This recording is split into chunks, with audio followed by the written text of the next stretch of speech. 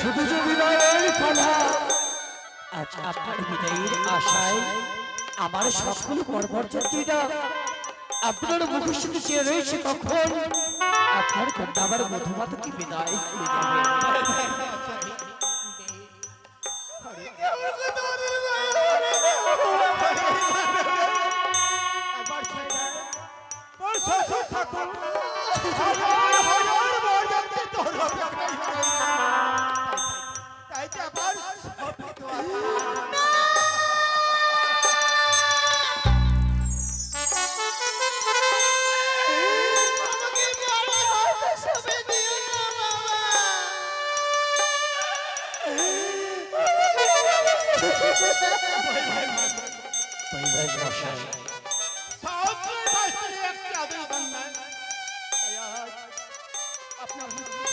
আপনার ছেলে এই হতভাগী গোবিন্দ অপরাধ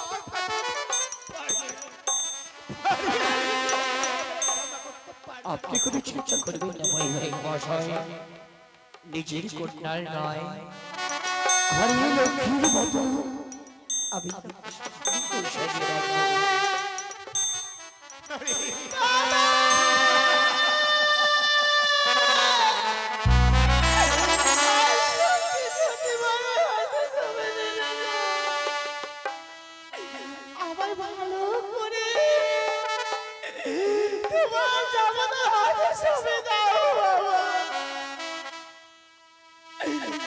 ভালো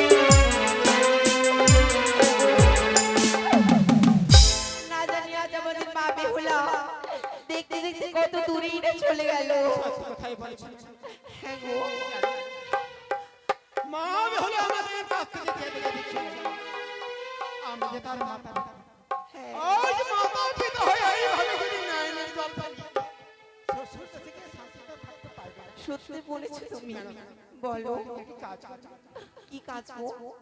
আমার দুই পুত্র রামকানাতের বাসায় আছে, হ্যাঁ তাদেরকে বলে রাখবে তার যত ভাই বন্ধু আছে সবাইকে নিমন্ত্রণ করবেন। আগামীকাল তার বোনকে আসতে বলাতে হবে। তাই হবে, তাই হবে গো।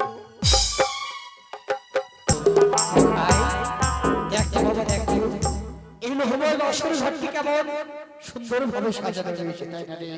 হ্যাঁ বাবা, এই আজ আমাদের নিশি এই লোহ বাসর ঘরে যাপন করতে হবে। হ্যাঁ রে লোখাই বৌমা, আমার পুত্রকে শুধুমাত্র একটি নিশির জন্য আমি তোমার হাতে তুলে দিচ্ছি। তুমি কথা দাও বৌমা, নিঃস্বাদ হলে যেন আমায় ঠিক আমার সংস্কৃতি থেকে আমার আমি কথা দিলাম বাবা, আমাকে প্রাণে ভরে আশীর্বাদ দিন বাবা। তোমাদের দাম্পত্য জীবন শিরশির হোক ওগো বাবা, শিরশির হোক।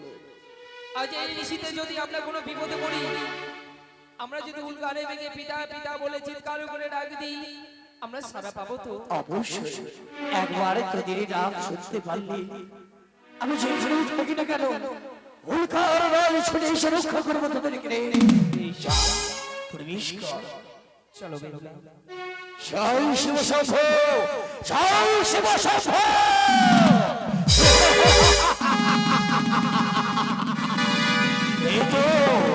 এই তো আমি অবশ্যই প্রবেশ করেছি পরিবার তত্ত্ব সুন্দর ভালো চারিপাশে বাসরণ মহারাজ এখানে চল কি তত্ত্ব বলো কুচক্ষু করিবে।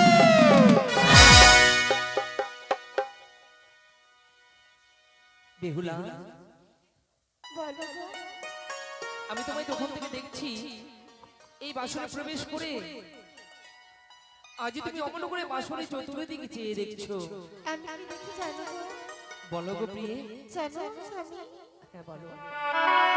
আমি কখনো ভাবিনি গো যে আমার জীবনে এত সুন্দর বাসঘর হবে। তাই জানো, এই বাসা দেখে আমার মনে কি বলছে। এই বাসনে প্রবেশ করে তোমার মন কি বলছে আর কি বলতে চাইছো কি জানো, বলো। ওই আর কোন কালি গো আচ্ছা, বানাইলো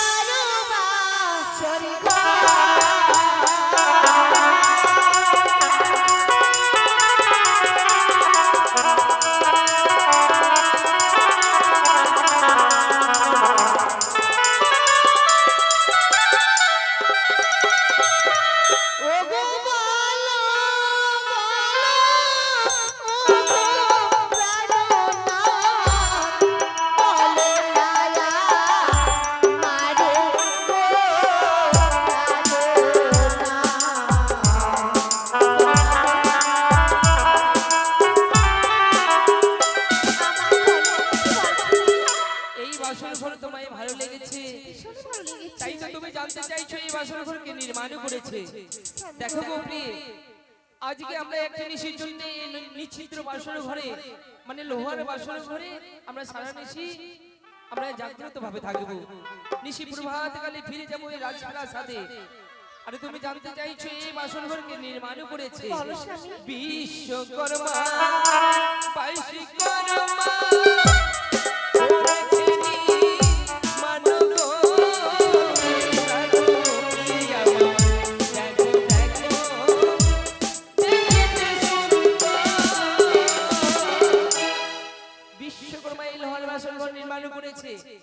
এই দেখো বিশ্বকর্মা বাইশকর্মা মিলে যুগলে যেন এই বাসর নির্মাণ করেছে।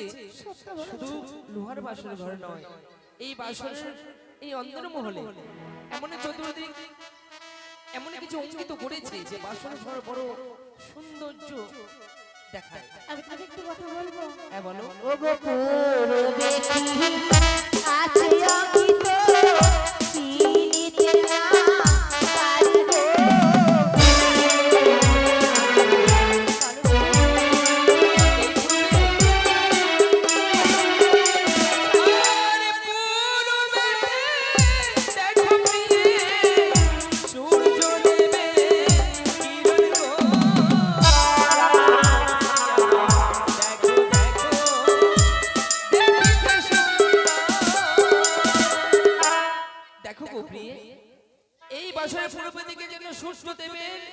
কিরণ অঙ্কিত করা রয়েছে, সত্যি গো।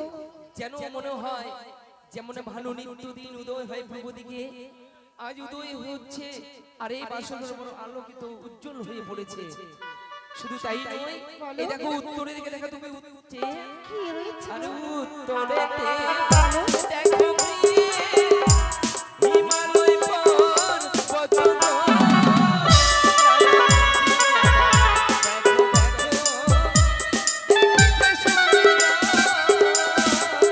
ওগো স্বামী, এই উত্তরে যে হিমালয় পর্বত তাই না? হ্যাঁ গো প্রিয়ে, এখানে লক্ষ্য করেছো?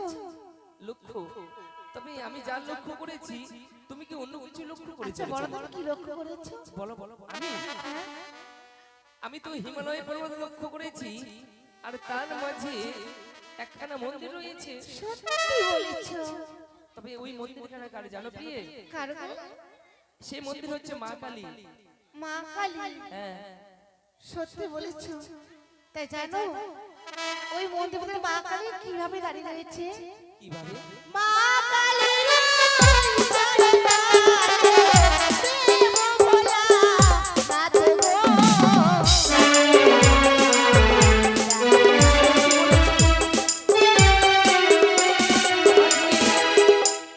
মা কালীর চরণ তলেই আমাদের দেবাদেব মহাদেব যেন শুয়ে রয়েছে, আর আমাদের মা কালী তার বুকের উপর পা, এক পা মানে ভিড়ে রয়েছে।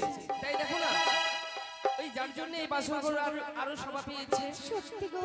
আরে পশ্চিমেতে দেখো প্রিয়ে, কানন বৃন্দাবন গো, কানন প্রিয়ে,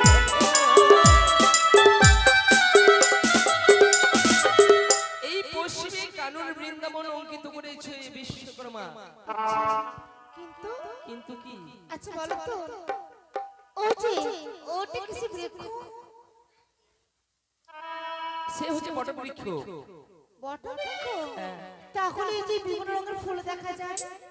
আচ্ছা, কানন বৃন্দাবনে কে থাকে বলো তো তুমি? কে থাকে?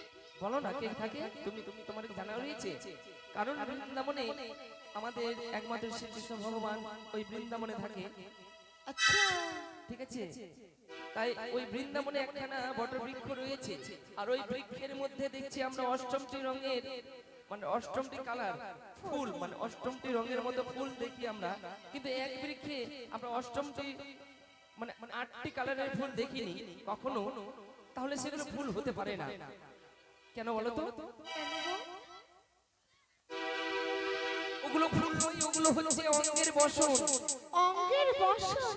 হ্যাঁ গো, যা তুমি মিথ্যে বলছো। আমি মিথ্যে বলছি? কেন জানো? অঙ্গের বসন যদি হবে ও চূড়ালে কি করে গেল বলো না গো? এর বৃত্তান্ত যদি বলতে যাই প্রিয় গো, তাহলে অনেক সময় লাগবে, তাই বলো না আমি গো। সংক্ষেপে বলি।